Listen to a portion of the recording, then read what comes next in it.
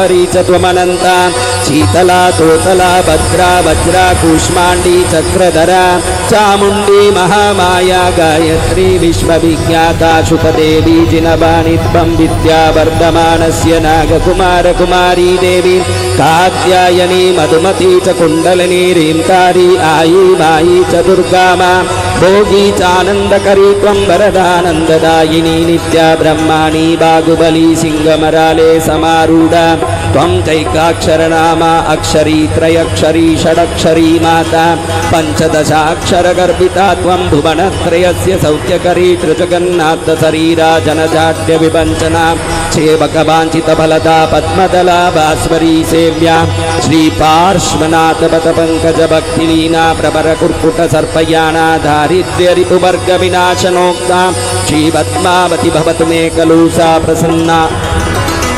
अनंत कोटि नाम धारिणी भगवती के नाम स्मरण करने वालों को देख के दशरथ राजा प्रणाम करके खड़े हैं। पद्मानना पद्मा विजया जया जिता अपराजिता शिवा गौरी रंबा वैरोट्या प्रज्ञप्ति भद्रकाली काली महाकाली सिंहवंकरी शंकरी पद्मनेत्रा हिमवतनया लक्ष्मी दूती मति भुवनेश्वरी अंबिका अन्नपूर्णा श्री विद्या त्रिपुर सुंदरी भगवती भवानी मातंगी राजमातंगी भैरवी त्रिनेत्री शक्ति हिंगुला हिंगोली वाग्वादिनी शारदा सरस्वती सत्यदेवी ज्वालामुखी बाला पीता शाकंबरी शीतला तोतला भद्रा वज्रा कूष्मांडी चक्रधरा चामुंडी महामाया गायत्री विश्वविख्याता शुकदेवी जिनवाणी विद्या वर्धमानी नागकुमारी कात्यायनी कुंडलिनी मधुमती आई माई दुर्गा भोगी चानंदकरी वरदानंददायिनी नित्या ब्रह्माणी बाहुबली सिंहमराले समारूढ़ा त्वं एकाक्षरा द्वयाक्षरा त्रयाक्षरा षडाक्षरा पंचाक्षरा नवाक्षरा भगवती श्री चरणं ममः। भगवती की इस उपासना को करते वशिष्ठ ऋषि ने अपने दिव्य नेत्रों को खोल के दशरथ महाराजा पर जैसे ही डाला, जैसे सूर्य के खिलते ही पद्म खिल उठता है, वशिष्ठ ऋषि के दृष्टिपात होते ही दशरथ महाराजा का चेहरा खिल होता। हाथ जोड़ के कहते हैं, गुरुदेव अनंत कोटि जन्मों के पुण्य से आप हमारे कुल गुरु बने, आपको मेरा प्रणाम। राजन, आने का क्या प्रयोजन हुआ, क्या कारण हुआ? प्रभु आपसे छुपा क्या है? इस पवित्र रघुकुल में, दिलीप राजा रघुवंश में, हरिश्चंद्र जैसे महान राजाओं के इस वंश में मैं 60,000 वर्षों से राज्य परिपालन करते हुए रात दिन अभी एक ही चिंता में डूबा रहता हूँ कि आगे इस अयोध्या के राज्य को पूर्ण रूप से परिपालित करने के लिए मेरे भी आगे कोई वंश होगा या नहीं। महाराज, मैंने बहुत सारे चिंता के अतिरेक में बहुत विचार की, लेकिन सभी विचारों का एक ही निदान निकला, गुरु शरणम मम, गुरु शरणम मम, गुरु शरणम मम। गुरु के चरण में रहूंगा, मेरे सब व्याधि, सब दुख, सभी संताप, चिंता, शोक, ताप, पाप मिट जाएगा। महाराज, आपके श्री चरण में आया।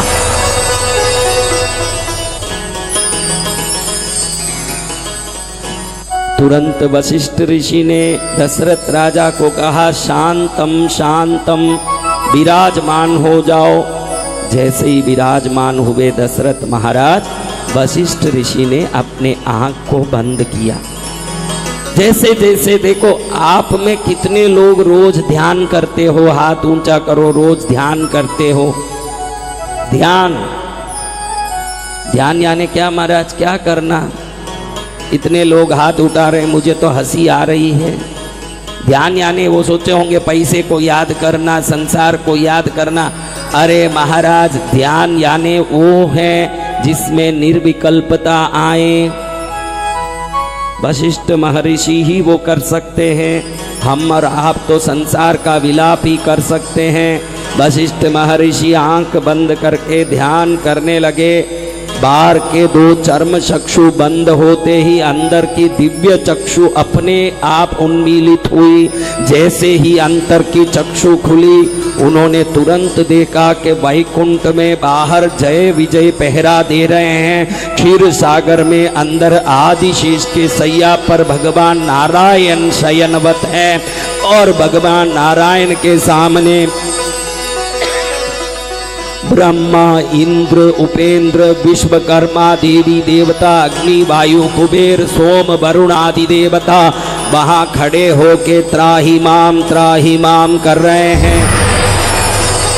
दशरथ महाराजा वशिष्ठ ऋषि को आंख मूंद के बैठते देख समझ गए कि मुनि महाराज अपने ध्यान में लीन हैं। दशरथ जी शांत भाव से पास में बैठ गए और वशिष्ठ ऋषि अपने तीसरे आंख से वैकुंठ को देख रहे हैं।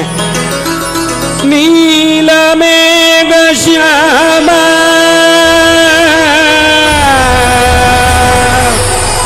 नारायण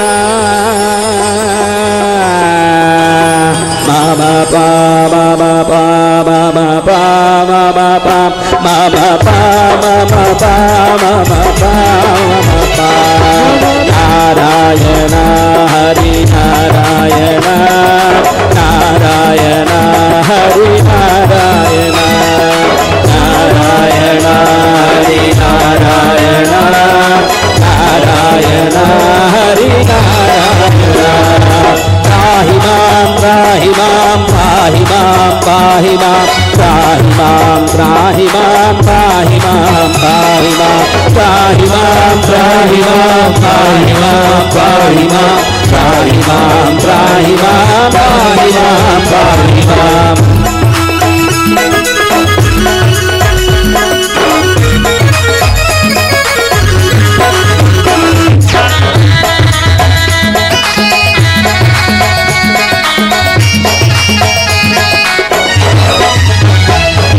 गोविंद बोलो हरि गोपाल बोलो गोविंद बोलो हरि गोपाल बोलो गोविंद बोलो हरि गोपाल बोलो गोविंद बोलो हरि गोपाल बोलो राधा रमण हरि गोविंद बोलो राधा रमण हरि गोविंद बोलो त्राहि मां रक्ष मां रक्ष मां त्राहि मां रक्ष मां रक्ष मां त्राहि मां रक्ष मां रक्ष मां त्राहि मां रक्ष मां रक्ष मां नारायण हरि नारायण हरि नारायण हरि नारायण हरि नारायण हरि नारायण हरि नारायण हरि नारायण हरि नारायण हरि नारायण हरि नारायण हरि नारायण हरि नारायण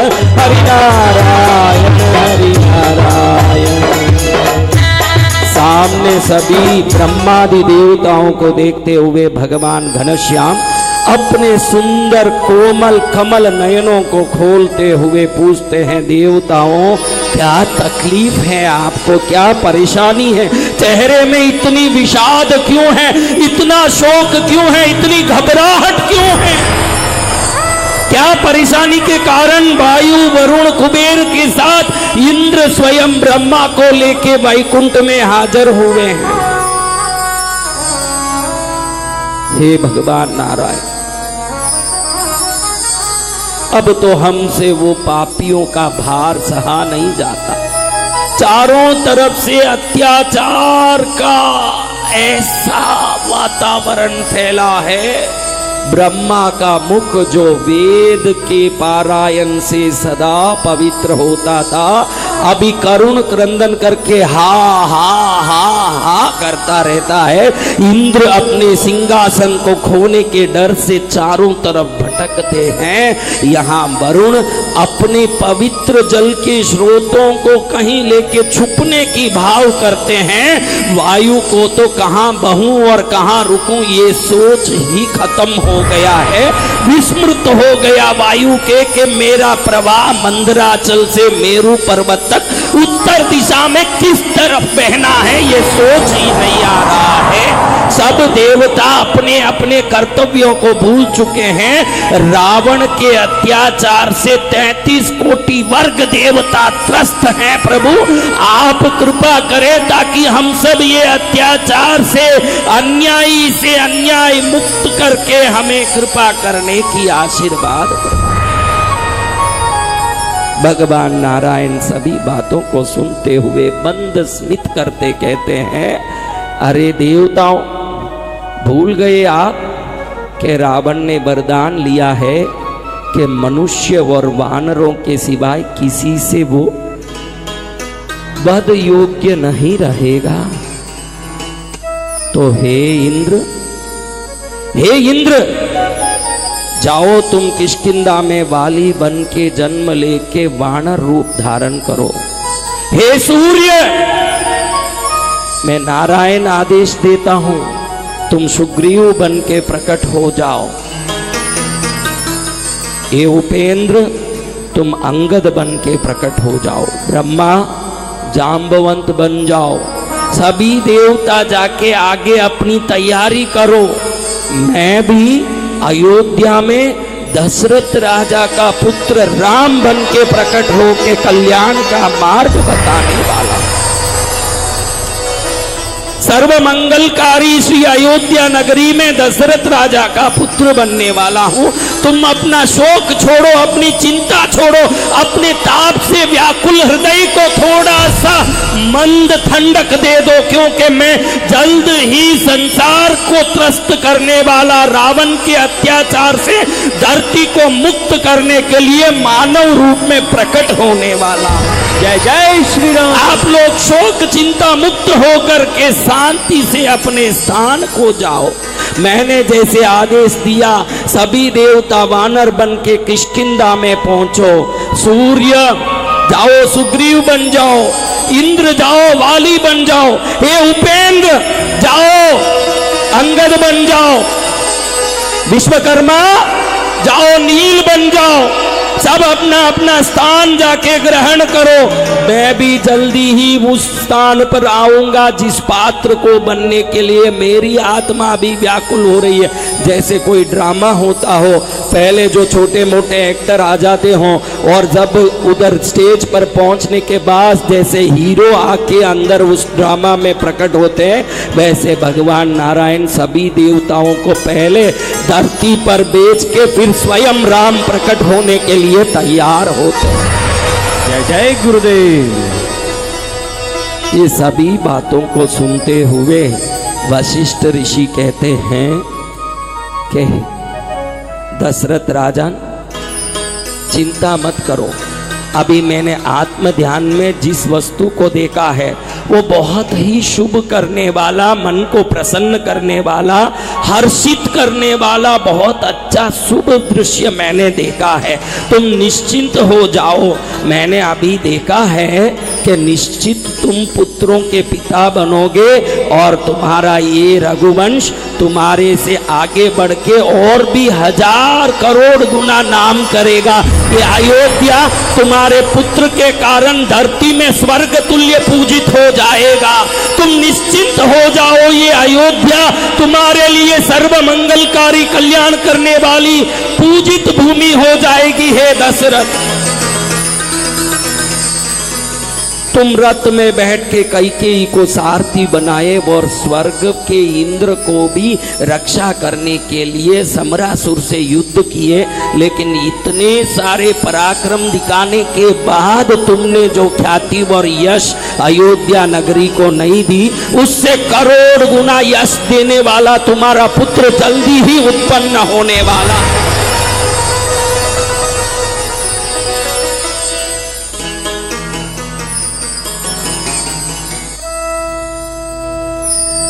नाम है तेरा तारणहारा, कब तेरा दर्शन होगा। जिनकी प्रतिमा इतनी सुंदर, ओ कितना सुंदर होगा, ओ कितना सुंदर होगा। नाम है तेरा तारणहारा, कब तेरा दर्शन होगा। जिनकी प्रतिमा इतनी सुंदर, ओ कितना सुंदर होगा, ओ कितना सुंदर होगा। राम राम राम राम राम राम राम राम राम राम राम राम राम राम राम राम राम राम राम।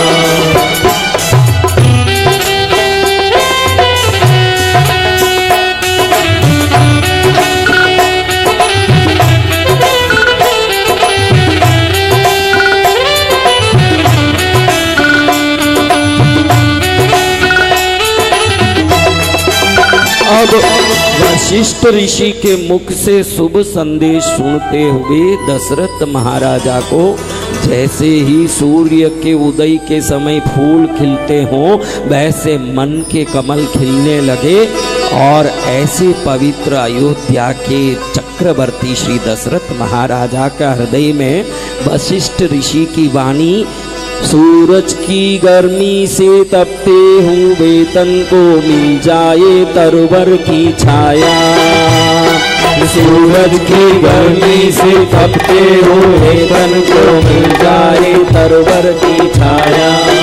बहुत लंबे समय पर से धूप में रेगिस्तान में भटके हों, अब एक बूंद प्यास बुझाने के लिए पानी नहीं मिले तो प्राण निकल जाए, अंत क्षण हो, और वैसे प्राण पानी के लिए तड़पने वाली आत्मा को अमृत का घड़ा मिल जाए, अमृत का बहुत बड़ा लोटा मिल जाए तो जैसे आनंद आता हो, वैसे वशिष्ठ ऋषि के वाणी से दशरथ राजा का रोम रोम प्रफुल्लित हो गया, मन प्रफुल्लित हो गया, आनंदित हो गया। और हम सबका भी मन आनंदित हो रहा है कि हमारे जीवन में एक दिवाली अयोध्या में करने का अवसर हमको प्राप्त हो रहा है। क्या करने का अवसर महाराज? दिवाली कौन कौन अयोध्या में कर रहे हैं? हम सभी कर रहे हैं भगवान। सब दिवाली अयोध्या में कर रहे हैं। देखो, इस दीपावली की बहुत सारी बातें सुनने में आती है। कोई कहते हैं कि कृष्ण भगवान ने नरकासुर का वध किया और नरकासुर ने वर मांगा कि मेरे उस अंतिम दिन पर लोग हर्ष मना के दिया जलाएं, ये मेरी अंतिम इच्छा है, उसलिए दिवाली मनाई जाती है। कोई कहते हैं कि अयोध्या में भगवान प्रभु श्री राम का वापस लौटना और राज्याभिषेक के दिन को दिवाली के रूप में मनाते हैं। कोई कहते हैं कि महावीर भगवान का निर्वाण के दिन को दिवाली के रूप में मनाते हैं। लेकिन कोई कुछ भी कहें, कार्तिक कृष्ण अमावस्या के दिन हर व्यक्ति घर में दिया जलाता है कि नहीं? भले कारण उसका कुछ भी बताएं। ये कार्तिक कृष्ण की घोर अमावस्या में दिए घर घर में जलते हैं। भाग्यशाली हम हैं जो अयोध्या में दिवाली मनाने के लिए आए हैं। सच में ही सौभाग्यशाली हैं, क्योंकि अच्छी जगह आना और अच्छी चीज़ों का साक्षी बनना, पुण्य अच्छा हो तो ही संभव है, वरना संभव नहीं। पुण्य अच्छा हो तो ही अच्छे क्षेत्र में, अच्छी जगह में अच्छी बातें सुनने आ सकते हो। मैंने एक बात कहा था पिछली बार अपने मैयर शक्तिपीठ में, अभी 15 दिन पहले नवरात्रि कर रहा था, उस समय मैंने कहा महाराज दिवाली के दिन एक बेल वृक्ष, बिल्व वृक्ष के नीचे जरूर 12 तारीख रविवार को संध्या काल में एक बिल्व वृक्ष के नीचे जरूर एक घी का दिया जलाना, क्योंकि बिल्व वृक्ष को श्री वृक्ष कहते हैं। वो महालक्ष्मी का निवास स्थान है। आप लोग महालक्ष्मी की पूजा करने घर में प्रतिमा, गणेश लक्ष्मी प्रतिमा रखते हो, लक्ष्मी पूजा करते हो। आपको मालूम नहीं है, शास्त्र कहता है कि 1,08,00,000 लक्ष्मी की पूजा करें और एक बिल्व वृक्ष के नीचे दिया करें, दोनों समान होता है। जय जय गुरुदेव। इसलिए महाराज मैंने कहा है कि 12 तारीख को जरूर रविवार को सब भगवती महासीता लक्ष्मी महारानी जहाँ विराजमान होती है, उस बिल्व वृक्ष के नीचे एक दिया जरूर करना है। तो आपको पहले ही मैंने मैयर में कहा है, इस दीपक की महिमा क्या है महाराज? कौन कौन घर में दीपक जलाते हैं? क्यों जलाते हैं? क्या कारण है महाराज? क्यों दीपक जलाना चाहिए? क्या कारण है बताइए? क्यों जलाना है? सत्संग चैनल में लाइव में देख रहे हैं, थॉट योगा में सब देख रहे हैं, सब दिया जलाने वाले हैं। जो दिया जला के धर्म का परिपालन करते हैं, भक्ति पर विश्वास रखते हैं, वही सत्संग चैनल भी देख सकते हैं, वरना क्यों देखेंगे धार्मिक चैनल। आप बताइए दिया क्यों जला रहे हो, बोलिए। मेरे दादा ने भी जलाया, दादी ने भी जलाया, मम्मी पापा ने भी जलाया, हम भी जला रहे हैं। ऐसी बकरियां, एक बकरी कुएं में कूदती है तो बाकी भी लाइन से कूद जाती है महाराज। तो फिर किस लिए? देखिए आपको एक बात बताऊं, ये मनुष्य शरीर स्थूल शरीर है। स्थूल शरीर में हड्डी है, मांस है, मज्जा है, चमड़ा है, खून है, वीर्य है, सप्त धातु हैं। लेकिन देवताओं के शरीर सूक्ष्म शरीर है। क्या शरीर है महाराज? ना हड्डी है, ना मांस है, ना मज्जा है, ना वीर्य है, ना खून है, ना चमड़ा है, सप्त धातु नहीं है। वो शरीर वैक्रिय शरीर है। अब ये स्थूल शरीर को स्थूल पदार्थ पेट में भोग के रूप में डाला जाता है और वो स्थूल पदार्थ पेट में जाता है, पच के खून बनता है, वीर्य बनता है, बल बनता है। जो बचा हुआ व्यर्थ का वस्तु है, मल मूत्र बनता है। अब देवताओं के शरीर में ऐसा कोई भी स्थूल पदार्थ है नहीं, स्थूल शरीर है नहीं, तो उनके शरीर को शक्ति कैसे पहुंचता है महाराज? अब देखो, आपने कैलेंडर देखा होगा तो भगवान कृष्ण, राम, कोई भी देवता, को गणपति, सबके सिर के पीछे एक रोशनी देखा क्या महाराज? देखा? जी भगवान। ये रोशनी निकलता है, देखा आपने? अब पानी को गर्म करो, पानी जैसे जैसे भाप बनता जाता है, पानी का स्तर कम होता जाएगा कि वैसे ही रहेगा महाराज? कम होता जाएगा। बोलो बोलो, कम होता जाएगा ना। तो ये रोशनी जो निकल रही है, ये निकलती जाएगी तो अंदर से शक्ति कम होती जाएगी कि वैसे ही रहेगा? कम होती जाएगी। जब ये शक्ति खत्म हो जाए, इसी को देव आयु की समाप्ति कही जाती है। कितने ही इंद्र हो गए, कितने ही ब्रह्मा हो गए, कितने ही देवताओं के आयु खत्म होने के बाद नए देवता उस स्थान में आ गए, क्योंकि ये शक्ति खत्म होते ही उनकी देव आयु खत्म हो जाती है महाराज। अब आप लोगों के शरीर में थोड़ी शक्ति खत्म होती है तो आप भोजन डाल लेते हो। जैसे ही भोजन डाला, शक्ति पुनः प्राप्त होती है। गाड़ी में डीजल खत्म होता है, वापस डीजल भर देते हो, वापस गाड़ी चलने लगती है। तो हमारे ऋषि मुनियों ने शोध किया कि देवताओं के शरीर से रोशनी के रूप में निकलने वाली शक्ति को पुनः प्रकट करने के लिए क्या दिया जाए जिससे वो शक्ति प्रकट हो। कैसे वो शक्ति प्रकट हो सकती है? विभिन्न प्रकार के शोध किए, विभिन्न प्रकार के ऊर्जा के बारे में सोच किया। सब करने के बाद ऋषि मुनियों ने देखा कि देवताओं के नाम से अग्नि में घी डालो तो जो अग्नि में घी गिर के भस्म होता है, वो घी जो खत्म होके बाफ बन गया, वो देवों के शरीर में पहुंचता है तो उनकी शक्ति बन जाती है। जैसे डीजल से कार चलता है, घी जैसे अग्नि में पड़ के बाफ बनता है तो देवों के शरीर में शक्ति बन के उनके शरीर को संचालित करने वाली ऊर्जा बन जाती है। इसलिए अब देवों को अग्नि कुंड में लकड़ियां डाल के, लकड़ी जला के, अग्नि जला के, घी डाल के उनको आहुति देने लगे। लेकिन देवता तो कई कई स्थानों में रहते थे, उन तक उसको पहुंचाएं कौन? तो अग्नि देवताओं को ऋषि मुनियों ने प्रार्थना किया, हे अग्निदेव, आप इधर अग्नि कुंड में विराजमान हो, आप में हम घी डाल के देवों तक शक्ति पहुंचाना चाहते हैं, ये शक्ति को पहुंचाएगा कौन? तो अग्निदेव ने कहा, मेरी पत्नी स्वाहा देवी जो है, इस अग्नि की द्वारा प्राप्त घी की शक्ति को ऊर्जा बना के देवों तक पहुंचाएगी। इसीलिए आप देखते हैं यज्ञ करते समय कोई भी देवता का नाम लें तो लास्ट में क्या बोलते हैं? बोलो जोर से, अच्छा रहेगा।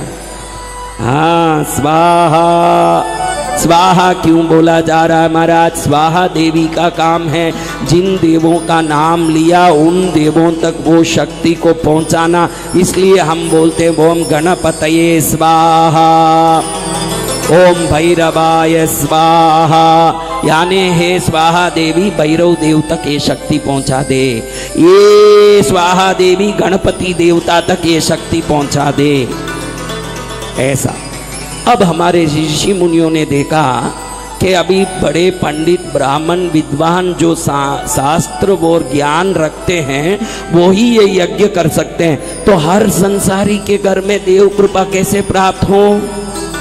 इसलिए आपको वो छोटे से दिया करने की पद्धति ऋषि मुनियों ने बताया कि बड़े बड़े यज्ञ में जो अग्नि में घी डाल के स्वाहा किया जाता है, आप थोड़ा घी भर के अग्नि लगा के अपने देवता के सामने रखोगे। अग्नि कुंड में अग्नि नीचे और घी ऊपर से डाला जाता है, दीपक में घी नीचे और अग्नि ऊपर जलाया जाता है।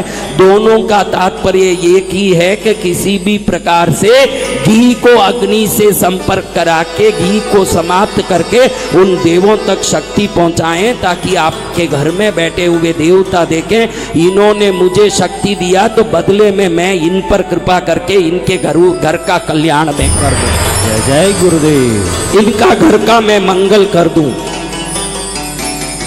अभी मैं पूछता हूं, आप सब खाली उंगलियों से इशारा करना। ये जो लाइट जल रहा है कितने तारों से कनेक्शन दें तो ये लाइट जलते हैं? उसमें कितने तार होते हैं? कितने तार? एक दूसरे को देख के भी कई लोग पड़ोसी को देख के पहले कंफर्म करते हैं हाँ दो ही है, फिर ही वो हाथ उठाते हैं। खास करके बहनों का आदत है कि पड़ोसी अगर 4 कर दें तो वो भी 4 कर दें, कि पड़ोसी 3 कर दें तो 3 कर दें। 2 तारों से शक्ति उत्पन्न होती है, क्योंकि पॉजिटिव और नेगेटिव 2 तार होते हैं। आजकल घरों में जो दीपक किया जाता है उसमें शक्ति नहीं प्रकट होने के कारण आप रुई की एक बत्ती लगा देते हो, वो सिंगल तार वाली ऊर्जा बन के कभी शक्ति नहीं देती। 2 बत्तियों को एकत्रित करके एक साथ रख के घी डालें, पॉजिटिव और नेगेटिव ऊर्जा का तार जुड़ेगा तो विद्युत प्रकट होगा, देवों के शरीर में शक्ति बन के जाएगा, और देवों के शरीर में शक्ति जाएगा तो आपके घर में शक्ति भर जाएगा, आपका घर कल्याणमय हो जाएगा। जय जय गुरुदेव। अब आपने समझा होगा दिया क्यों करना है। अभी दीपावली पर दीपक करो तो भी 2 बत्ती डाल के, पहले जब अभी बहनें जो चोटी करती है तो कैसे गूंथती है चोटी को, वैसे 2 बत्तियों को गूंथ करके दिया बनाना है। कितनी बत्ती को? 2 बत्ती। कौन कौन पहले से 2 बत्ती का दिया करते हैं? सब 2 बत्ती का करते हैं और मेरा ही वीडियो देख के किए होंगे, वरना ऐसे करने वाले नहीं हैं ये सब। कुछ वीडियो देख लिया लगता है मुझे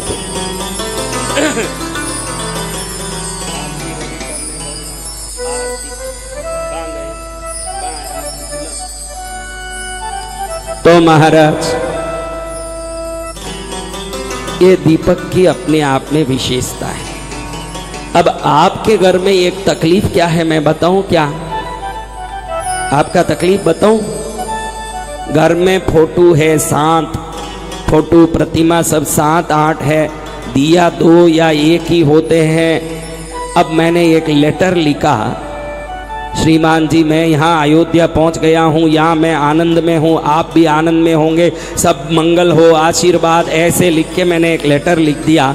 एड्रेस में ऊपर 7 एड्रेस लिख दिया मैंने। अब ये पोस्ट किधर पहुँचेगा महाराज? क्यों? Return to sender. क्या होगा? क्या होगा? Return to sender. अब एक पत्र पर 7 एड्रेस लिखें तो वो रिटर्न टू सेंडर हो जाएगा। तो 7 देवताओं के सामने एक दिया करें तो वो भी रिटर्न टू सेंडर ही हो जाता है। समझ रहे हो बात? जितने देवता है उतना दिया करो, या तो जितने देवता दिए हैं उतना ही देवता रखो। बहुत सारे देवता रखो, दिया चार करो, अग्नि देवता देखते हैं कि किसी को भी पहुंचाऊंगा दूसरे नाराज होंगे। जितने देवता प्रतिमा फोटो घर में हैं उतने दीपक होने जरूरी हैं। कौन कौन जितने देवता हैं उतना दिया कर रहे हैं? 2 जन कर रहे हैं। तो इस तरफ दो हाथ उठा रहे, वो उनके ही पति हैं, उनका अलग गिनने की जरूरत नहीं है। वो सब घर के, एक घर के 2 लोग हाथ उठाते हैं, बाकी सब नहीं कर रहे हैं। इससे घर में एक प्रकार से अतृप्ति और कलह उत्पन्न होता है, क्योंकि सभी देवताओं के समान रूप से भक्ति पूजा करना हमारे लिए आवश्यक है। और अब आ रहा है शुक्रवार को धनतेरस। क्या आ रहा है? धनतेरस। धनतेरस में अयोध्या में कौन कौन रहेंगे? अभी आ गए महाराज, आपके भरोसे तो हम यहीं रहेंगे। बहुत अच्छी बात है। हमारा तो सच्ची में ही धनतेरस है, क्योंकि धन तो प्रभु राम ही है और उनके चरण में तेरस मनाएंगे तो हमारे लिए तो धनतेरस हो गया। राम के चरण में तेरस मनाएंगे, हमारे लिए धनतेरस इस बार पक्का होने वाला है, हमारा कल्याण होने वाला है। लेकिन मैंने धनतेरस के लिए भी एक बात कहा है इस बार, कि सोना चांदी खरीदने पर विश्वास मत रखो। वो तो एक उपचार बन गया है, मार्केटिंग बन गया है। आपको खरीदना है तो शुक्रवार धनतेरस के दिन नमक खरीदिए। क्या खरीदना? नमक, साबुत नमक। आपके घर वालों को बोल दीजिए, जिनको घर में छोड़ के आए हो, या आपके रिश्ते परिवार वालों को बोलो कि शुक्रवार को शुक्र हो रहे में नमक खरीदें, क्योंकि नमक से बड़ी लक्ष्मी संसार में कोई नहीं है। और धनतेरस के दिन जो नमक खरीदते हैं उनके घर में सदा प्रभु की कृपा, भगवान का आशीर्वाद बना रहता है। जय जय गुरुदेव। सोना चांदी तो माया है, और माया को खरीद के आप ईश्वर की कृपा नहीं प्राप्त कर सकते। ईश्वर की कृपा प्राप्त करना तो ईश्वरीय वस्तु होनी चाहिए। मैंने बताया है पहले ही एक वीडियो में कि इस धनतेरस को जरूर शुक्रवार को आप नमक जरूर खरीदें, क्योंकि नमक ईश्वरीय वस्तु है। और प्रभु की कृपा से वो ईश्वरीय वस्तु घर में आएगा तो घर में ईश्वर की कृपा बनी रहेगी। ऐसे धनतेरस को मनाना है। आगे 9 दिन में हम राम राज्याभिषेक की दिव्य कथा को बड़े विस्तृत रूप से व्यवस्थित भक्ति के साथ सुनने वाले हैं। और अब बड़ा आनंद के समय है। आपके घर में माइक लेके बालराम, आपके घर में दिया संबंधी, कोई दीपक संबंधी कोई भी प्रश्न हो तो आप उसको कर सकते हैं। प्रश्न दीपक संबंधी होना चाहिए या पूजा संबंधी ही होना चाहिए।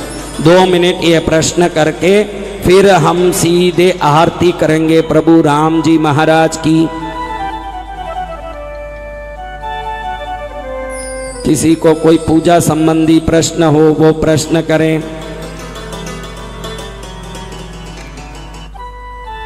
जय जय गुरुदेव। गुरुदेव आपके चरणों में सतसत नमन। गुरुदेव, हम दीपावली के दिन दिए जलाते हैं, तो हम लोग यहाँ कहते हैं कि सरसों के तेल का दीपक जलाना चाहिए, और आज तक हम लोग सर गुरुदेव वही जलाते चले आ रहे हैं। क्या ये सही है कि गलत है? देखिए, एक प्रकार के पदार्थ का एक एक परिणाम है। घी से दिया जलाओगे तो समृद्धि, आरोग्य और शांति प्राप्त होगा।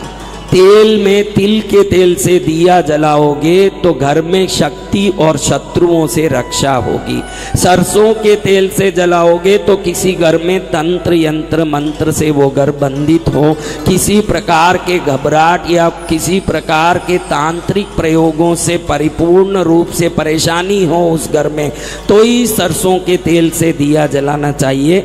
अगर आप घी का दिया जलाते हैं घर में तो लक्ष्मी का वास और शांति रहता है। नीम के तेल से जलाते हैं तो भूत बाधा, प्रेत बाधा आदि मिट जाती है। तिल के तेल से जलाते हैं तो शत्रु भय से रक्षा और भैरव, काली आदि उग्र देवताओं की कृपा प्राप्त होती है। सरसों के तेल से जलाते हो तो तंत्र मंत्र यंत्र बाधा से मुक्ति और विभिन्न परेशानी से मुक्ति होती है। सरलता से घर में लक्ष्मी उपासना के लिए, लक्ष्मी की कृपा के लिए, घर में शांति सुख के लिए दिया जलाते हो तो घी का ही जलाना चाहिए, घी का दिया ही करना चाहिए। जय जय गुरुदेव। माता जी कहाँ से आए थे भाई बालराम, कहाँ से आई है माता जी? गुरुदेव मैं बाराबंकी से आई हूँ और आज गुरुदेव हम आपके दरबार में पहली बार आए हैं। आशीर्वाद। और गुरुदेव हम आज अपने बच्चे को लेकर बस सब छोड़ छाड़ के चले आए हैं गुरुदेव। एक दिन सबको छोड़ छाड़ के ही जाना है। अभी 10 दिन के लिए हम आए हैं, छोड़ छाड़ के नहीं आए हैं। राम जी को पकड़ने आए हैं, छोड़ छाड़ के नहीं आए हैं। गुरुदेव हम तो आपका आशीर्वाद लेने बिल्कुल आए हैं। बिल्कुल माता जी, बिल्कुल। और किसी के मन में धर्म संबंधी प्रश्न है तो अपने स्थान पर खड़े हो जाएं। शुक्रवार के दिन जो दीपक ले खरीदने का है हमको, नमक वो आखा मतलब पूरा के पीसा हुआ नमक, साबुत नमक पूरा पूरा आका नमक खरीदना। 8 किलो खरीदना या 800 ग्राम खरीदना। या तो 8 किलो खरीद के अपने बड़ी बरनी में भर के रखो या 800 ग्राम खरीदिए। शास्त्र कहता है कि हम कोई भी धर्म आराधना करते हैं तो कलश जल स्थापित करके करते हैं। और जल का अगर कोई प्रथम प्रोडक्ट है, प्रथम उत्पत्ति है तो वो नमक है। नमक लक्ष्मी का, भगवान का, सबका कृपा पात्र वस्तु माना जाता है। और इस धरती में बिना नमक का किसी का कोई भोजन नहीं बनता है। शास्त्र कहता है कि धनतेरस के दिन जो नमक खरीदता है उसके घर में लक्ष्मी का शाश्वत निवास होता है। जय जय गुरुदेव। जय गुरुदेव। मैं नटराज अय्यर मुंबई से। मेरा प्रश्न ये है कि किस देवता को पूर्वमुखी दिया करना है, किस देवता को उत्तरमुखी दिया करना है, किस देवता को दक्षिण मुखी दिया करना है या किस देवता को पश्चिम मुखी दिया करना? ऐसा कुछ नहीं है। आप सभी दीपकों को पूर्वमुखी कर सकते हैं, जितने देवता सबको। विशेष आपको कुछ धर्म का समझ लेके करना हो तो उत्तर में कैलाश पर्वत में निवास करने वाले भगवान शंकर, कुबेर आदि देवताओं के उत्तरमुखी कर सकते हो। सूर्य और इंद्र आदि के पूर्वमुखी कर सकते हो। ये जब आप बहुत ही उच्च कोटि के आचरण के साथ धर्मानुष्ठान करना चाहते हो तो इंद्र का पूर्व मुख है, कुबेर का उत्तर मुख है, ऐसे देवताओं का उन्मुख में कर सकते हो। और दक्षिणामूर्ति भगवान और जो उग्र देवता है उनके दक्षिण मुख भी कर सकते हो। साधारण रूप से आपको सभी देवताओं का पूर्व मुख में ही दिया करना चाहिए।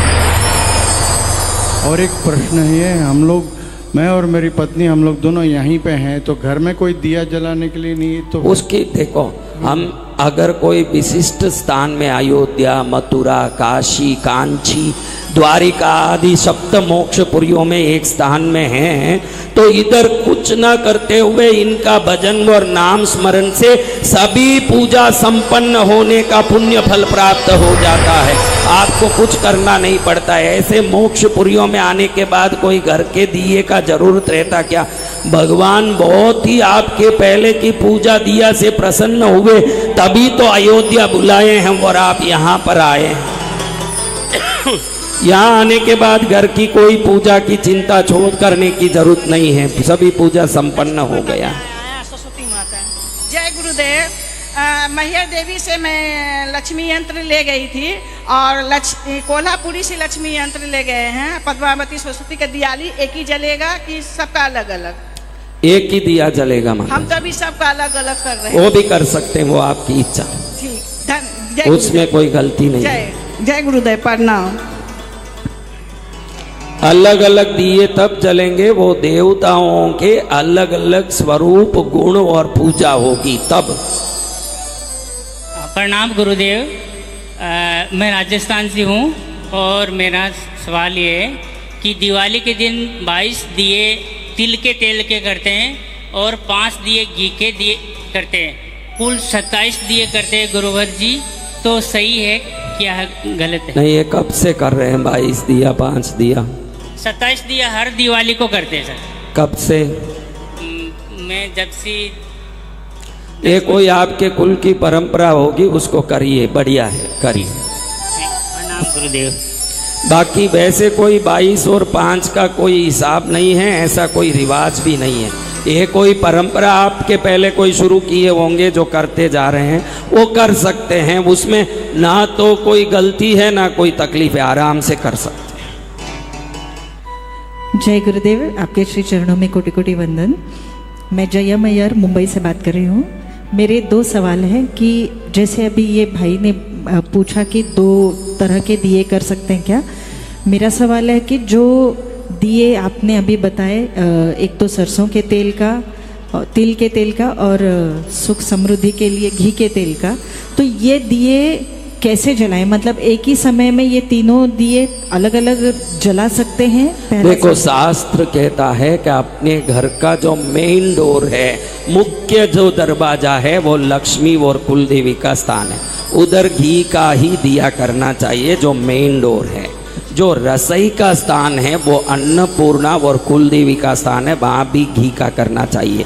बाकी अगर आपको लगे रक्षा के लिए तिल का तेल का करना है, सरसों का करना है, अगर आपको लगे तो घर के बाहर, दरवाजे के बाहर आप ये जो घी के दिए जल रहे हैं उसके पास में ये दिए रख सकते हैं आप, तिल के, सरसों के।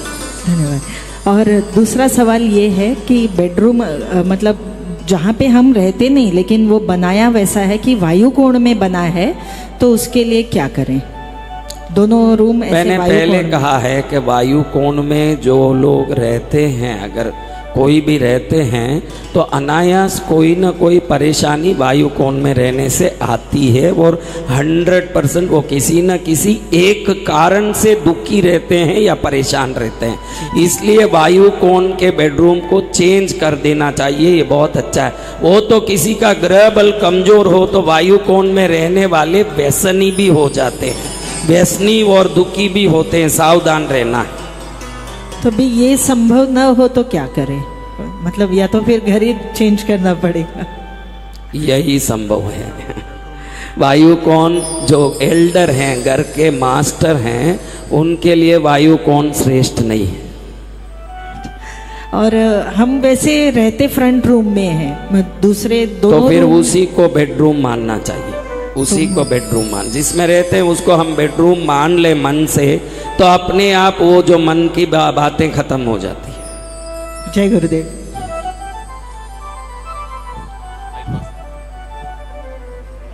महाराज जी के चरणों में कोट कोट नमन। मंचासीन सभी संत महात्माओं के चरणों में कोट कोट नमन। आगे बैठे हुए सभी आपके भक्तों को कोट कोट नमन। महाराज, मैं सिद्धार्थ नगर से हूँ, कल्पवासी हूँ, यहाँ रह रहा हूँ। समस्याएं जो है, जैसे आपने कहा कि जितने भी देवी देवता हैं उनको भोग लगाइए, उनका आचमन कीजिए, उनको जो है दीपक जलाइए। गुरु जी, गणेश जी, राम जी, हनुमान जी, सब, माता आज शक्ति, सबका फोटो रख ले हैं हम लोग।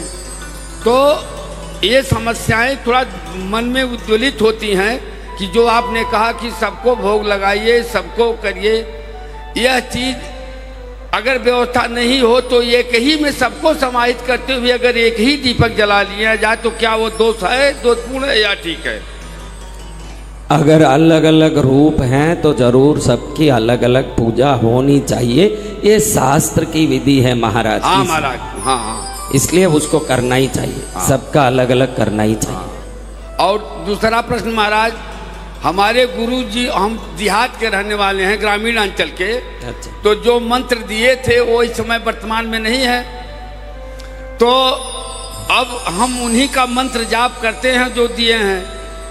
बिल्कुल वही करना है, उनका मंत्र ही आपके लिए सब कुछ है। गुरु जी तो यही हैं शरीर छोड़ने वाले, लेकिन मंत्र उनका आपके साथ आपके जीवन काल तक सहयोग करता रहेगा, उसी का जाप करना। जय हो, जय। आपके चरणों में कोट कोट नमन महाराज।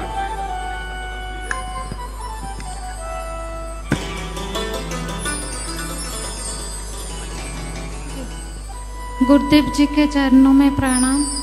मैं पूरी जगन्नाथ धाम भुवनेश्वर से आई हूँ। एक्चुअली मैं पहली बार आई हूँ। पहले आपका कथा सुन के घर में जितने सारे, एक्चुअली मेरे पापा बहुत सारे देवी देवताओं के फोटो घर में रखते थे और मानते थे कि नहीं प्यार से ही कर रहे हैं तो कुछ गलत नहीं है। पापा के जाने के बाद घर में बहुत सारी दिक्कतें आई। अभी आपकी कथा सुनने के बाद मैं मम्मा को थोड़ा मना के अलग से फोटो, सपोज गणेश जी का 2 था उसको 1 किया। और पीतल का मूर्ति बहुत है, जैसे कि हमारे मेरे पापा के पापा जो लोग थे वो पुरोहित काम करते थे ब्राह्मण का, तो उनका पीतल का मूर्ति घर में बहुत है। राधा कृष्ण का है, महालक्ष्मी का है, लक्ष्मी नारायण सरस्वती माता का, और शिव शक्ति मतलब सर्प का भी लिंग के सहित 5 लिंग ऐसे भी है।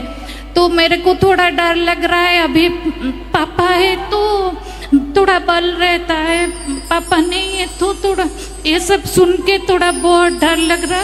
तो मैं मामा को भी समझा के थोड़ा आपके बात सुना के अभी कन्विंस करके मामा को समझाया कि अलग से रूम में, हॉल में सारे जितने ज़्यादा फोटो थे उसको एक रैक में रख के, फिर अभी पूजा घर में 1-1 फोटो रखा है।